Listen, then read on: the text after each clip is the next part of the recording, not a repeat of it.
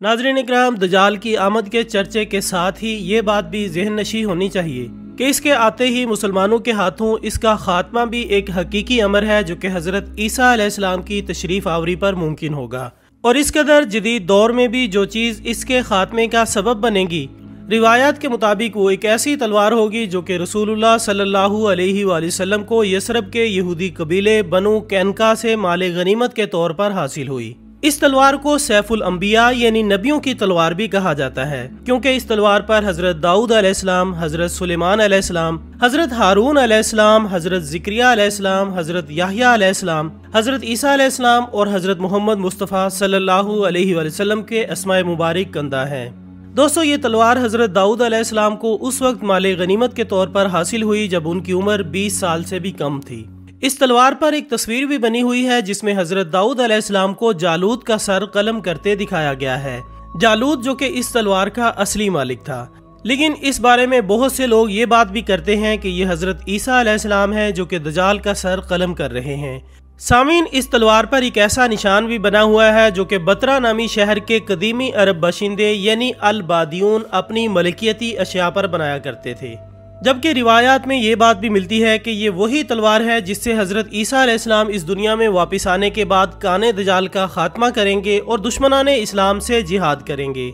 यहाँ ये बात इस तरह भी समझ आती है कि अरसा दराज से इस्तेमाल होने वाली ये तलवार जो कि पहले भी कई जालिमों के सर काटने का सबब बन चुकी है, अब यही तलवार दजाल लाइन के खात्मे का भी मौजब बनेगी। दोस्तों, याद रहे कि इस तलवार की लंबाई 101 सेंटीमीटर है और मौजूदा दौर में ये तलवार तुर्की के मशहूर ज़माना अजायब घर तोप कापी इस्तांबुल में महफूज है, जिसे ज़रूरत के वक्त निकाला जाएगा, यानी जब दजाल अपना फितना फैलाने निकलेगा।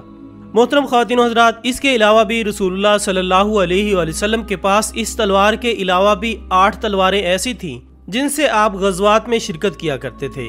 और साथ ही नबी मुकर्रम सल्लल्लाहु अलैहि वसल्लम मुसलमानों को भी हमेशा हथियारों से लैस रहने का दर्स दिया करते थे, ताकि दुनिया में मजलूमों, कमज़ोरों, बेबसों और बेकसों को जालिमों के जुल्म व सितम से महफूज रखा जाए।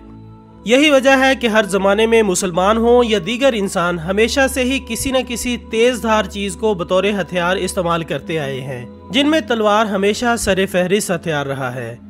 और यही वजह है कि हुजूर अकरम सल्लल्लाहु अलैहि वसल्लम से मंसूब 9 मुबारक तलवारें ऐसी हैं जिन्हें आप सल्लल्लाहु अलैहि वसल्लम ने अपनी हयात मुबारका के मुख्तलिफ पहलुओं में इस्तेमाल किया। दोस्तों, वाज़ेह रहे कि पैगम्बर इस्लाम हज़रत मोहम्मद सल्लल्लाहु अलैहि वसल्लम के पास जो 9 तलवारें थीं, इनमें से 2 आपको विरासत में मिली और 3 माले गनीमत में हासिल हुईं और एक अज़ब नामी तलवार आपको तोहफे में मिली थी। जबकि इन 9 में से 8 तलवारें तुर्की के शहर इस्तांबुल में वाक़े तोप कापी अजायब घर में आज भी महफूज हैं और 9वीं तलवार मिस्र की एक जामे मस्जिद में मौजूद है। अब सबसे पहले हम इस तलवार का जिक्र करेंगे जो कि आप सल्लल्लाहु अलैहि वसल्लम को तोहफे में मिली और जिसे अज़ब का नाम दिया गया। इसी तलवार के नाम पर पाकिस्तानी फौज ने शुमाली वजीरिस्तान में अक्सरियत पसंदों के खिलाफ ऑपरेशन का नाम ज़रबे अज़ब रखा गया और इसी नाम पर फौजी कार्रवाई भी शुरू की गई, जिसके बाद न सिर्फ पाकिस्तान बल्कि सारी दुनिया में ज़बरदस्त तजस्सुस पाया गया और लोग ये जानने के लिए बेचैन हुए कि आखिर इस फौजी कार्रवाई को ज़रबे अज़ब का नाम क्यों दिया गया। तो इसकी यही वजह है कि दरअसल अज़ब हमारे प्यारे नबी सल्लल्लाहु अलैहि वसल्लम की एक तलवार का नाम है, जो कि आपको एक सहाबी साद बिन अबादा अल अंसारी रज़ी अल्लाह तआला अन्हु ने ग़ज़वा ओहद से क़बल बतौर हदिया पेश की थी और आपने इसे ग़ज़वा ओहद में हज़रत अबू दुजाना अल अंसारी रज़ी अल्लाह तआला अन्हु को लड़ने के लिए अता फरमाई। जबकि दूसरी रिवायत में आता है कि अज़ब तलवार, जिसके मानी तेज चलने वाली और तेज धार तलवार है, एक सहाबी रसूल ने जंगे बदर से कबल आप सल्लल्लाहु अलैहि वसल्लम के लिए भेजी थी। इस तलवार के बारे में ये भी कहा जाता है कि हुजूर अकरम सल्लल्लाहु अलैहि वसल्लम पर जान निसारी के लिए सहाबा इकराम रिज़वानुल्लाह अलैहिम अजमईन ये तलवार दिखाया करते थे। याद रहे कि ये अजीम तलवार इस वक्त मिस्र की मशहूर जामे मस्जिद अल हुसैन बिन अली में महफूज है। इसी तरह एक और तलवार जिसे अल रसूब के नाम से जाना जाता है, जिसके मानी है अंदर घुस जाने वाली तलवार। इसकी लंबाई 140 सेंटीमीटर है और इस तलवार के बारे में भी यही कहा जाता है कि ये नस्ल दर नस्ल मुंतकिल होते हुए पैगम्बर इस्लाम तक पहुंची। इस तलवार पर सुनहरी दायरे बने हुए हैं जिन पर हजरत इमाम जाफर अल सादिक का नाम कंदा है। ये तलवार भी तुर्की के तोप कापी म्यूजियम में महफूज है। اس کے بعد ایک اور تلوار جسے علم اسور کا نام دیا جاتا ہے، جبکہ اس تلوار کو ماسور الفجر بھی کہتے ہیں، جو کہ پیغمبر اسلام حضرت محمد صلی اللہ علیہ وآلہ وسلم کو اپنے والد سے وراثت میں ملی تھی۔ اطلاعات کے مطابق اس تلوار کا دستہ سونے کا ہے اور اطراف سے مڑا ہوا ہے، جس پر زمرد اور فیروزے جڑے ہوئے ہیں۔ اس تلوار کی لمبائی 99 سینٹی میٹرز ہے۔ یہ تلوار پیغمبر اسلام نے بعد میں اپنے چچا زاد بھائی علی بن ابی طالب کو دے دی تھی، اور اب آج بھی یہ تلوار ترکی کے شہر استنبول کے عجائب گھر میں موجود ہے۔ اسی طرح حتف نامی ایک تلوار بھی رسول اللہ صلی اللہ علیہ وآلہ وسلم سے منسوب کی جاتی ہے۔ حتف کے معنی ہے مارنا، اور حتف السیف یعنی مار دینے والی تلوار۔ دوستو، یہ تلوار یہودیوں کے قبیلے لاوا کے پاس بنی اسرائیل کی نشانیوں کے طور پر نسل در نسل محفوظ چلی آ رہی تھی۔ یہ بھی پیغمبر اسلام کو بنو قینقاع سے مال غنیمت میں حاصل ہوئی، جبکہ روایت میں آتا ہے کہ یہ تلوار حضرت داؤد علیہ السلام نے بذات خود بنائی تھی۔ وہ لوہے کا ساز و سامان اور ہتھیار بنانے میں خاصی مہارت رکھتے تھے۔ اس کے بعد سامعین، سیف الانبیاء کی طرز پر بنی ایک اور تلوار جو سائز میں اس سے بڑی ہے اور جس کی لمبائی 112 سینٹی میٹرز اور چوڑائی 8 سینٹی میٹرز ہے، یہ بھی رسول اللہ صلی اللہ علیہ وآلہ وسلم سے منسوب ہے، اور یہ تلوار بھی ترکی کے عجائب گھر توپ کاپی میں محفوظ ہے۔ اسی طرح القلی نامی تلوار بھی رسول اللہ صلی اللہ علیہ وآلہ وسلم سے نسبت رکھتی ہے۔ دوستو، خوبصورت میان والی یہ تلوار بھی البتار اور الحتف کی طرح پیغمبر اسلام کو یثرب کے قبیلے بنو قینقاع سے مال غنیمت میں حاصل ہوئی تھی۔